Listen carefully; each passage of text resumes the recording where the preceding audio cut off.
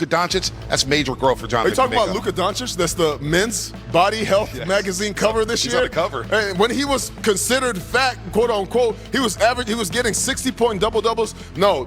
JK did exactly what he was supposed to do defending Luka Doncic. He was principled. Luka's going to get his. But your job is to make him work on the other hand. That's exactly what he did offensively. It was a great first step for Jonathan Kuminga in this new campaign, his 5th season with the Golden State Warriors. But another rookie showed out, and that was Will Richard out of Florida. Wow, he turned heads in his regular season debut. And while the numbers aren't all that impressive, you got to really watch the game. His composure was crucial as he had crucial minutes. Certainly made an impression on Steve Kerr and the rest of Dub Nation. Kareth Burke caught up with the reigning NCAA national champion earlier tonight. Well, thanks for the time, Will. You got the game ball in the season opener. What did you do with it? I kept it. It's definitely going in a case at home, but it's definitely a special moment. You played more than 13 minutes against the Lakers. Those are real minutes for a rookie. That's impressive. What kind of feedback are you getting from coaches about how you can stay on the floor? Just going in, knowing what's going on the floor, playing the right way, being in the right spots defensively, keeping the offense flowing and stuff like that, and just making an impact on both ends of the floor. And when it comes to guard play, was Jamal Murray somebody that you've studied before? Yeah, I definitely watched him. Growing up, just watching him in the playoffs and stuff like that. You definitely a guy that you want to watch because he's an elite guard, so definitely a guy that I watch. And how are you feeling about the home opener? More excitement tonight? Oh, yeah, I'm excited. It's a blessing to be a part of this organization, and to be somewhere like Golden State, it's going to be a fun one, so I'm excited. Thank you. It's been fun watching you. And you see Fezzi, he received the game ball Tuesday night in his first ever game. He played crucial fourth quarter minutes. He was there playing in the second quarter. Ran a fast break and threw an alley-oop to Gary Payton the second. Had a nice three-pointer there in the second half. This young man knows how to play. He played in a lot of big games at the University of Florida.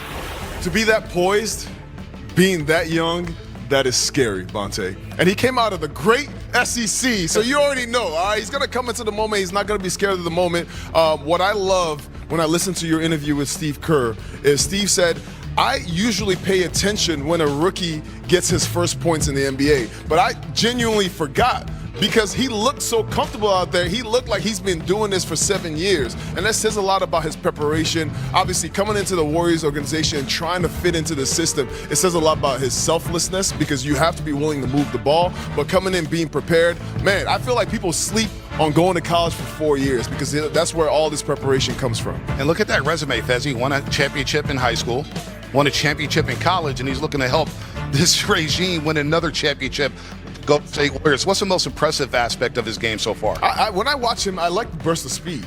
We talk so much about the unction over here, all the older guys, that when the young guys get on the floor, what I love is that burst and that energy. You see his ability to handle the rock, but his passing ability with that speed combined is going to be really crucial. The Warriors, their depth, the bench, you got to be able to create plays for other guys. And at that point guard position, I love the alley-oop, I love the passes, but I love his ability to get to the rim as well. And until DeAnthony Melton gets back with the Golden State Warriors, they're going to need his minutes here, especially early in the season. Will Richard, congratulations with that game ball, but we got look pedestrian yesterday. That's incredible. 40 points, 15 rebounds. Victor was doing things that I don't, at that size, what do you do against that? As Willie would say, we've never seen that before. We've never seen that before. But some people say you have. But, one thing I saw about Victor is he's young, but he's really scary. We talk a lot about the youth of the West. There are no walks in the park in the West right now, all right? And this is the Spurs, the young Spurs trying to make a name for themselves. Well, think about that. 15 to 21, he only attempted 2 3-point shots. The Spurs as a team only attempted 20 3-point shots. This is why I have them finishing in the top 5 in the Western Conference, Fezzi, because of Wemby. How about Stephon Castle going 22, 7, and 6? They didn't even have De'Aaron Fox in the lineup last night. That's incredible, man. I've seen big men do a lot of things, but I'm so happy for this generation of bigs. There was a point where you get a rebound off the rim and you kick it to the point guard and run the floor. If you try to put the ball on the floor, you get yelled at. And now you see big men grabbing the ball off the rim and just pushing it up the court. Does a lot for the offense, but for the San Antonio Spurs, I love the fact that he's doing all this, but he's also looking for his teammates. Victor Wembanyama is a special talent in the West. That's a scary team. Harrison Barnes, Keldon Johnson, my guy HB. Vassell, Sohan, they've got a lot of depth on that San Antonio roster. And, of course, Victor Wembanyama, who I believe will get MVP votes this season. Now, the LA Clippers, they're the oldest team in the league. We'll show that graphic in just a moment. But the Utah Jazz came out and they said, hey, talk about us. Will Richard's old college teammate. Clayton getting buckets there. He had 8 in the first half. You see the score. No, that's not a typo, folks. That's not a glitch in the graphic. The Utah Jazz at one point in this basketball game, Fezzi, were up 37 points against the Clippers. Goodness. What is going on in La La Land? Yeah, the Clippers, they've had quite an eventful offseason as well. So this is just a continuation of that. I love seeing this for Utah. This is a young team trying to prove something. There are no walks in the parks anymore, all right? The West is going to be a really wild and tough place to get a win. Now, the Clippers are the oldest team in the league. We always talk about the Golden State Warriors. Who's number 2? The Dubs. They got 23-year-old Jonathan Kuminga now, 50 Bell and Pods and Moody's coming back soon. But the Clippers are old by NBA standards. You see the Houston Rockets third, but they have a lot of young talent. Sacramento Kings and the New York Knicks. But the Clippers, they've had a wild offseason as well. Some off-the-court issues, and they get blasted in Salt Lake City. I mean, you got to say a lot about Utah's defense. You hold James Harden to 15 points. You hold Kawhi Leonard to 10 points. I think the Clippers are missing Norman Powell. That was a big firepower for them last season. But, I mean, the Utah Jazz have made a huge statement in that first game. Yeah, Walker Kessler, another big in the West that a lot of people don't know about, had a double-double for the Utah Jazz, as well as Lauri Markkanen. So you can't sleep on the Utah Jazz right now. Markkanen spent all summer in training in the Army in Finland. Is that what it is? Man, he has come out and he's really showing you that he's also been putting some work in the gym. But Utah, they're young. They're going to be running and gunning. Youth is also key. So don't call the Clippers, oh, yeah, man. We can't be throwing stones from our glass house. No, we're not. They looked their age last night in Salt Lake City. The West should be wild here. And, of course, you have this man who's in his prime. He's a 7-time All-Star, 3-time NBA MVP. Fezzi, he averaged a triple-double last season. But let's hear from his head coach, David Adelman, on what they expect from the Golden State Warriors tonight in their home opener. Health Magazine. Oh, man, Bonte, you have to go there. Why you got to go at my big man? Because it doesn't matter. My fellow big man, man. Well, are the Jokic brothers around here? Let me take that back.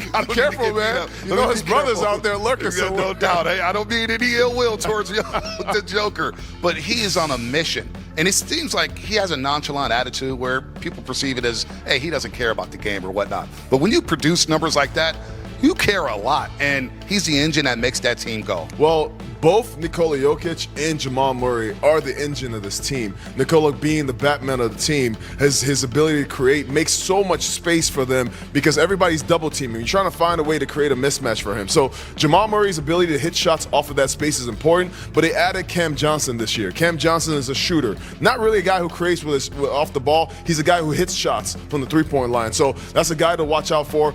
My X factor for the Denver Nuggets will always be Aaron Gordon. His athleticism, his ability to create, his activity level and energy, those are the things that take them over the end. His offensive rebounding, these are the things that you have to watch out for tonight. So when we talk about Jimmy Butler or Jonathan Kuminga, this is where their energy has to rise up to meet his in a game like this. We'll have more on Gordon a little bit later in the program, but Jamal Murray, because you mentioned him, that pick and roll between the Joker and Jamal Murray, it's like Malone and Stockton on steroids. It is indefensible, right? You see last season, he averaged a career high 21 points a game, but he's never been an all-star, which is surprising. He's an NBA champion, and he's had plenty of playoff moments.